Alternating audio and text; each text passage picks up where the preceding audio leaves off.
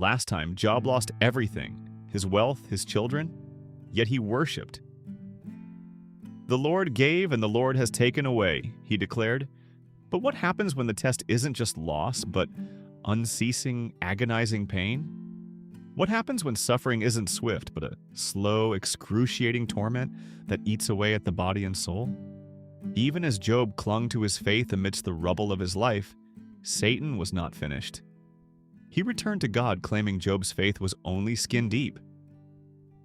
"Strike his flesh and bones," Satan challenged, "and he will surely curse you to your face." And God, trusting Job's spirit, allowed it. The next blow was not a storm but a sickness. A grievous physical affliction from the crown of his head to the soles of his feet. Job was struck with painful boils. Every inch of his body screamed in agony. He could no longer bear to touch his own skin, let alone be touched by another.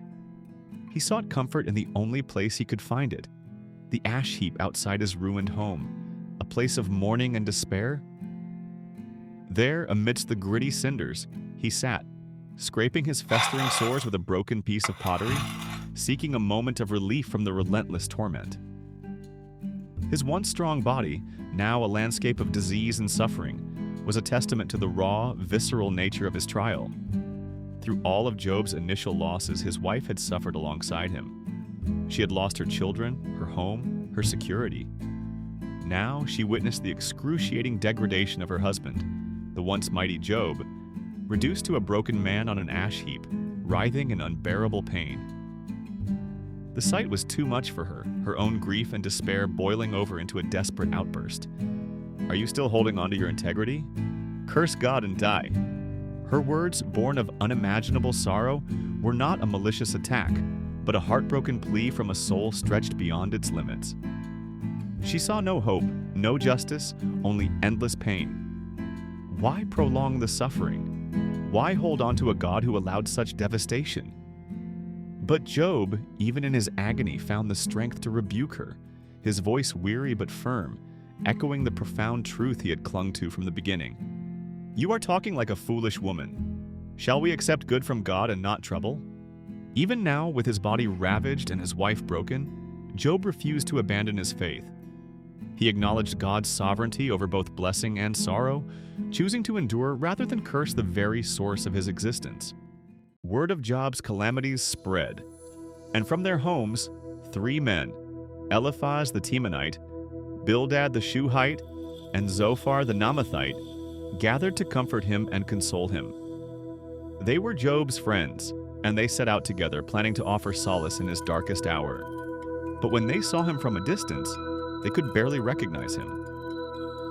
This wretched figure covered in sores sitting among the ashes was not the magnificent Job they knew. His appearance was so shocking, so utterly deplorable that they tore their robes, wept aloud, and sprinkled dust over their heads. Traditional signs of profound grief and lament. Then they sat down with him on the ground. For 7 days and 7 nights. No one said a word to him because they saw how great his suffering was. Imagine the scene. 4 men, surrounded by the dust of death and the stench of decay, enveloped in a silence so profound it was almost tangible.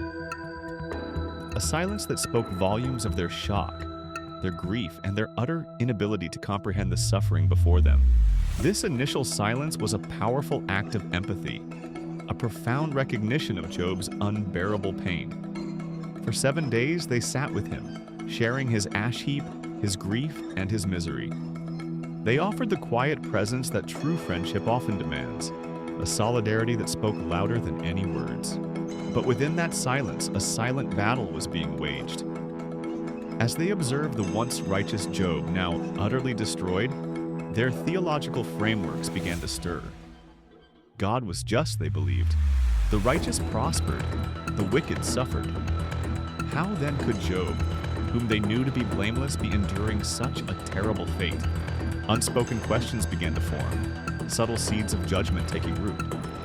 Was there a hidden sin? Had Job in some unknown way provoked God's wrath? The weight of this unspoken tension grew heavier with each passing moment, transforming their initial sympathy into a simmering discomfort, a need to rationalize the inexplicable. This oppressive quiet was not just empathy, it was the prelude to theological confrontation. And the burden of that silence, heavier than any spoken word, would soon be broken. Not by his friends, but by Job himself. The tension between Job's agonizing physical pain, his wife's desperate emotional plea, and the oppressive judgmental silence of his comforters is now set. This isn't just about Job's suffering anymore. It's about the clash of human understanding with divine mystery. This is the moment the stage is truly set for the ensuing theological battle. What words will break this crushing silence? And how will Job's friends respond when his suffering finally compels him to speak? Join us next time for the first debate, lament, and accusation, as Job finally breaks his silence and the true confrontation begins. If this exploration of Job's raw suffering resonated with you, please like this video, share it with someone who needs to see the depth of this biblical story, and subscribe to our channel for more profound spiritual insights. Tell us in the comments, how do you support a friend in their deepest suffering when words feel inadequate?